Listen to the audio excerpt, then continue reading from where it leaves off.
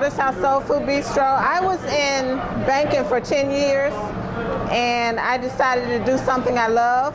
So I went to culinary school, and I've been in this field now for 13 years. Very rewarding. It's something that you have to love, and I love doing what I do. It's not really a job. I'm just playing. I'm playing with food. Hi, I'm Linda Evans. I just finished pastry art school at Virginia College on Beach Boulevard. I've been baking for about 3 or 4 years, but what really got me into it was the fact that my baby sister passed away in 2007, and she was the baker of the family. She baked everything. She baked cookies, she baked cakes, and people loved them. She was very signature for that.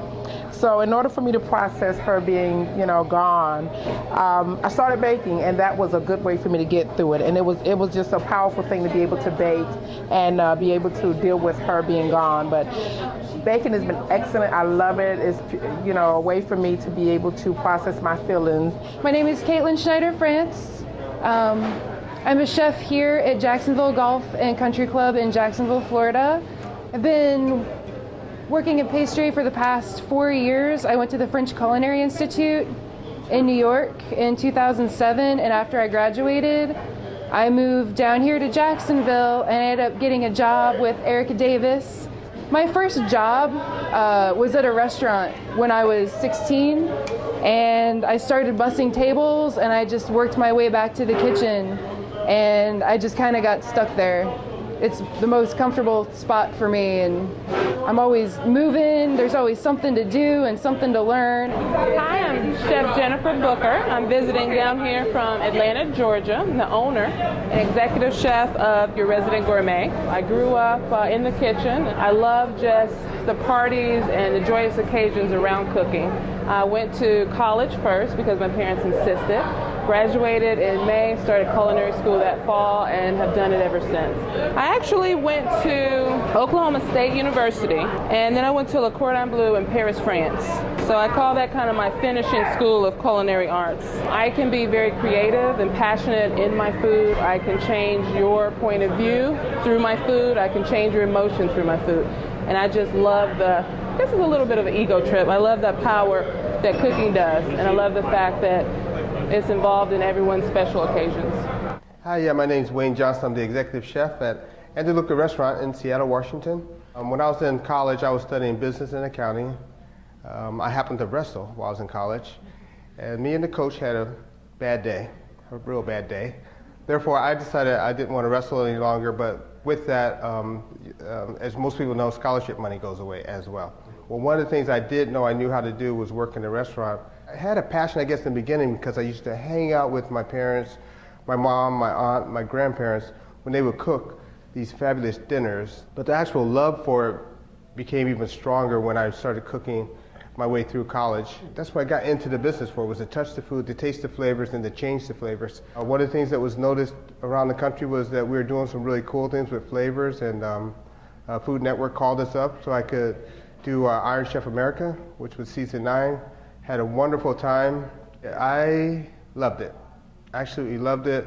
The first day was a little bit nerve-wracking, but once we got in there and started doing what we do in the kitchen, we got all about the lights, the cameras, the people. And it was all about, let's make some good food. Hi, I'm Chef Therese Nelson from New York City. I run a catering company called Get 'em Girl Inc., a lifestyle brand focused on teaching women how to eat and live well. I also run a website called Black Culinary History, focused on the minority contribution to American cooking. And Lewis was really my main reason for wanting to do this professionally. When I was 17, I got early admission to Rutgers. I was going to be a computer engineer, and I'm 30 years old, so it's that I was that generation where you go into computer engineering or go into computer science, and you always have a job.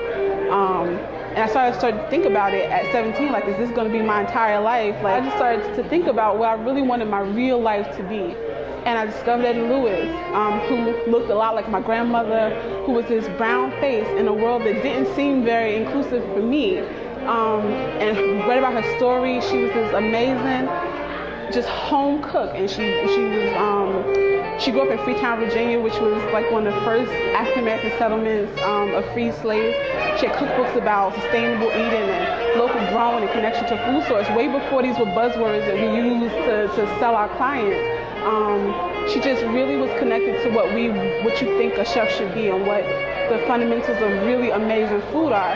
And I couldn't believe this woman was in my world, and I didn't know about it. So started research and found Johnson & Wales. I did a double major in culinary and hospitality management, got an amazing base and felt fully prepared to go out and change the world from a culinary perspective. Yeah, I'm Mac McDonald, the winemaker and owner of Vision Cellars, located in Northern California in Sonoma County. When I was 12 years old, growing up in the sticks of Texas, 89 miles south of Dallas, I had an opportunity to taste a bottle of wines I thought was really, really good. I thought, you know what, I want to be a winemaker. In high school, my coach says to me, boy, all you do is talk about wine. If you really want to be a winemaker, you need to move to California. So right out of high school, I moved to California.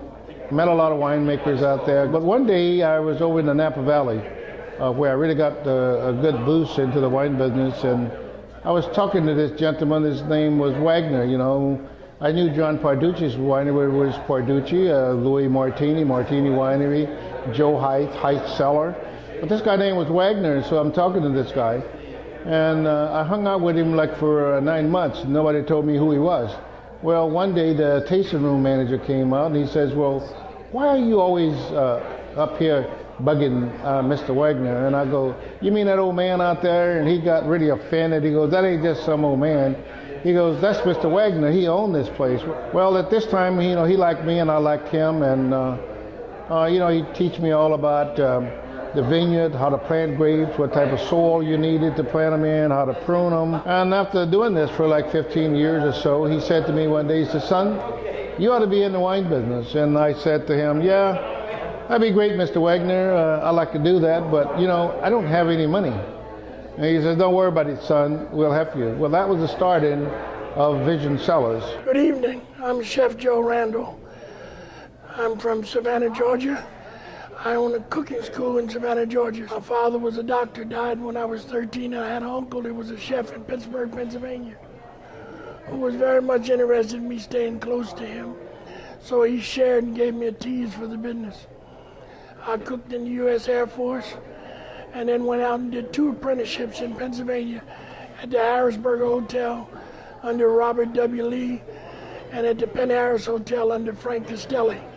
2 wonderful, distinctly different chefs who taught me how to respect the equipment, respect the food, and the wonderful haute cuisine of this great industry.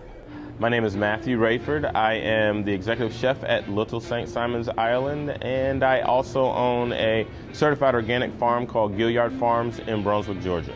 I got into culinary because everything I ever did, from show and tell to anything I had to do at school, all evolved around food in some shape, form, or fashion. My father was a baker by trade, and my family's always been cooking and farming for as long as I can remember. You know, I was in the military before, and I think the kitchen gives me the same adrenaline rush. I look at it as though I have a deadline every time a customer or client or guest walks inside the door. So, and I always have to be on point. So it's not like I can change what I was doing before and hope that it comes out okay. I have to be on point every single time, and I think I like that adrenaline rush. Hello, my name is Kevin Mitchell. I am a chef instructor at the Culinary Institute of Charleston in Charleston, South Carolina. I basically got my start in cooking when I was about 6 years old. My grandmother would keep me in the house while the rest of my brothers would go out and play, and she'd make me stay in the house and cook and clean and even iron clothes. I come from a family of 3 brothers, and I would say, well, Grandma, you know, I want to go outside and play too. And she would always say, well, Kevin, when you grow up, you're not always going to have your mother or your grandmother around to cook meals for you, to clean and iron your clothes. So you're going to be the one that learns how to do that. Probably when I was about 7, I actually happened to turn on the television, and there was a program on, and there was these men in these crisp white jackets and tall white starchy hats. And just from watching it, I said, you know what, Grandma, I know what I want to be when I grow up. And she said, what do you want to be? I said, I want to be a chef.